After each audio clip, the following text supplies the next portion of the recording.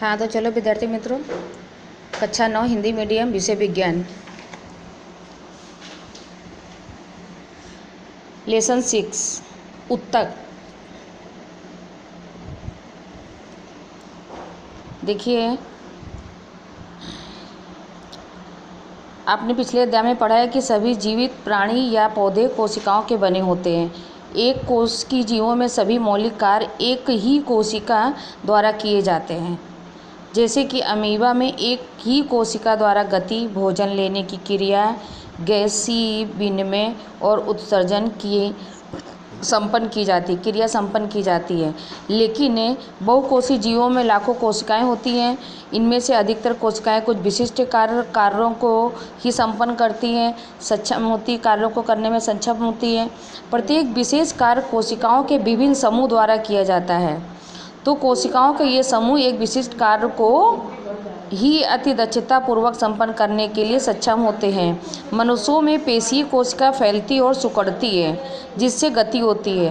तंत्रिका कोशिकाएं संदेशों की वाहक हैं। रक्त, ऑक्सीजन, भोजन, हार्मोन और अविशिष्ट पदार्थों का वहन करती हैं। पौधों में वाहक नलियों से संबंधित कोशिकाएं भोजन और पानी को एक जगह से दूसरी जगह ले जाती है। अतः बहुकोषीय जीवों में श्रम विभाजन होता है। शरीर के अंदर ऐसी कोशिकाएं जो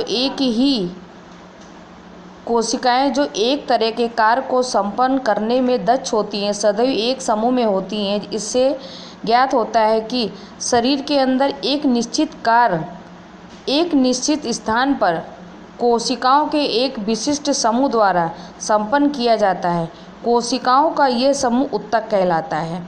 उत्तक किसे कहते हैं, ये आपका क्वेश्चन आएगा।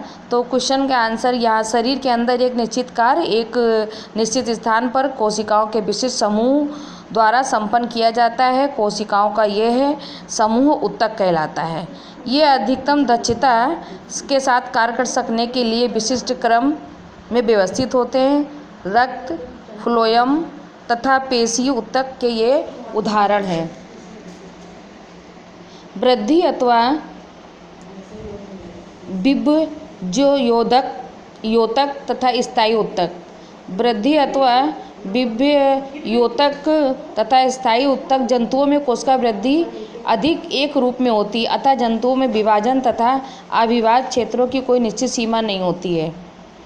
अंगों और अंग तंत्रों का संरचनात्मक संगठन जटिल पौधों की अपेक्षा जटिल जंतुओं में अति विशिष्ट तथा सीमित होता है। ये अंतर जीवधारियों के महत्वपूर्ण दो समूह के जीवन यापन के लिए तरीकों को दर्शाता है। विशेषकर इनके भोजन करने की प्रक्रिया में संरचनात्मक संगठन, एक ओर पौधों के गतिहीन अस्तित्व तथा दूसरी ओर जंतुओं के प्रचलन के लिए ये अंग तंत्रों के विकास हेतु विभिन्न प्रकार के अनुकूलित होते हैं। जटिल जंतुओं तथा पौधों के संदर्भ में हम उत्तकों की अवधारणा के बारे में विशेष चर्चा करेंगे। प्रश्न आ गया, उत्तक क्या है? बहुकोषीय जीवों में उत्तकों का क्या उपयोग है? तो आपका इसका पेज नंबर पहले पेज पे ही दिया हुआ है आपका। यहाँ पे अभी हमने बताया था नीचे ये उत्तक किसे कहते हैं और ऊपर दिया हुआ है ये बहुकोषीय वाला। तो आपको इसके अंदर से छांट के दोनों क्वेश्चन को सॉल्व करने हैं।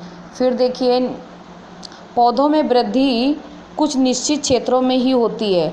ऐसा विभाजित उत्तकों के उन भागों में पाए जाने के कारण ऐसे उत्तक को जो उत्तक भी कहा जाता है।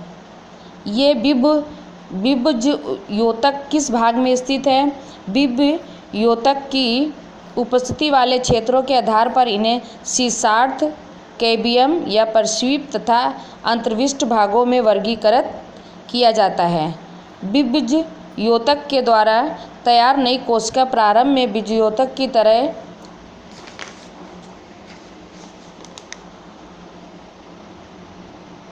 होती है, लेकिन जैसे ही ये बढ़ती और परिपक्व होती है उनके गुणों में धीरे धीरे परिवर्तन होता है और ये दूसरे उत्तकों के घटकों के रूप में विभाजित हो जाती है।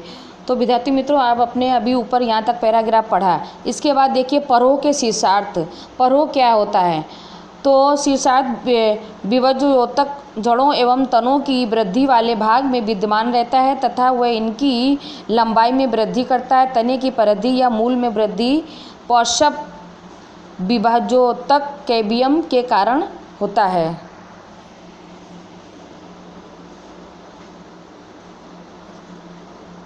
विभज्योतक की कोशिकाएं अत्यधिक क्रियाशील होती हैं। उनके पास बहुत अधिक कोशिका द्रव्य, पतली कोशिका भित्ति और स्पष्ट केंद्रक होते हैं। उनके पास रसधानी नहीं होती है। तो आपने ये यहाँ तक पढ़ा, क्या हम सोच सकते हैं कि उनके पास रसधानी क्यों नहीं होती है?